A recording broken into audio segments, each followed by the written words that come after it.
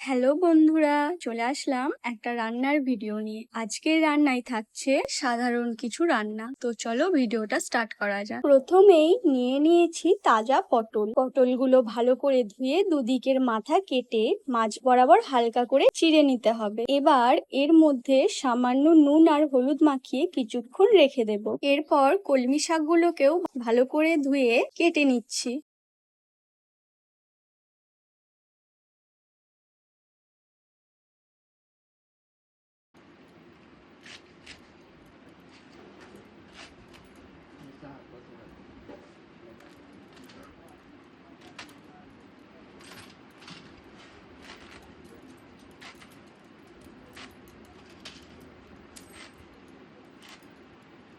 সমস্ত আনাজ কাটা হয়ে গেলে উনান জ্বেলে দেবে। প্রথমেই তৈরি করে নেব খুবই সাধারণ কিন্তু ভীষণ সুস্বাদু ডাল।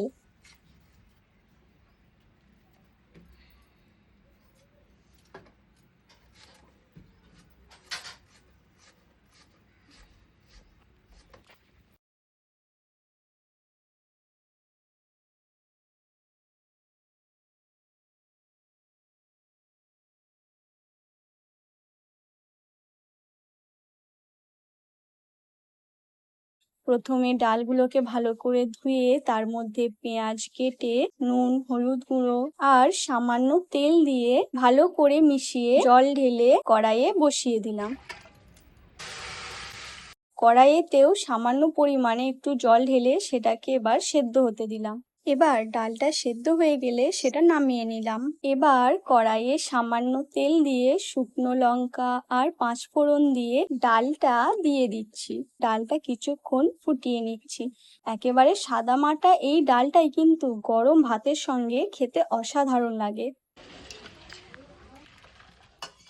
এবার আসি কলমি শাকের দিকে। প্রথমে কলমি শাকগুলোকে ভালো করে সেদ্ধ করে নিচ্ছি।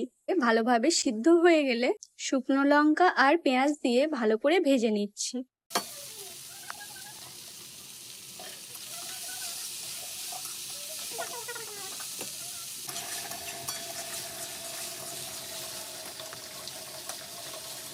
এরপর কড়াইয়ে তেল গরম করে একে একে পটলগুলো দিয়ে দিচ্ছি। মাঝারি আঁচে ধীরে ধীরে ভেজে নেব, যাতে পটলটা বাইরে থেকে সুন্দর লালচে আর ভেতরটা নরম হয়। এরপর বানিয়ে নিচ্ছি বেসন ভাজা। বেসনের সঙ্গে সামান্য নুন আর প্রয়োজন মতো মশলা দিয়ে ভালো করে মিশিয়ে নিয়েছি।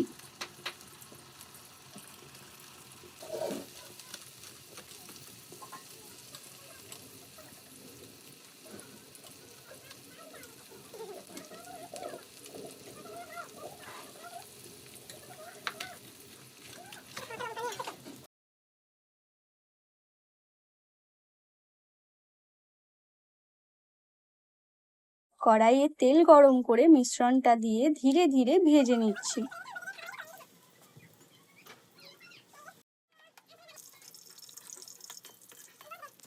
বেসনটা যখন সুন্দর মুচমুচে আর সোনালি হয়ে আসবে তখন বুঝতে হবে ভাজা একদম তৈরি। এইভাবে আমি বাকিগুলোকেও ভেজে নিচ্ছি। ভালো খাবার মানেই সবসময় অনেক দামি উপকরণ নয়, ঘরের সাধারণ উপকরণ দিয়েই আর ভালোবাসা দিয়ে রান্না করলে সেই খাবারের স্বাদই আলাদা হয়ে যায়। ভিডিওটা ভালো লাগলে একটা লাইক, কমেন্ট আর সাবস্ক্রাইব করে পাশে থাকবে।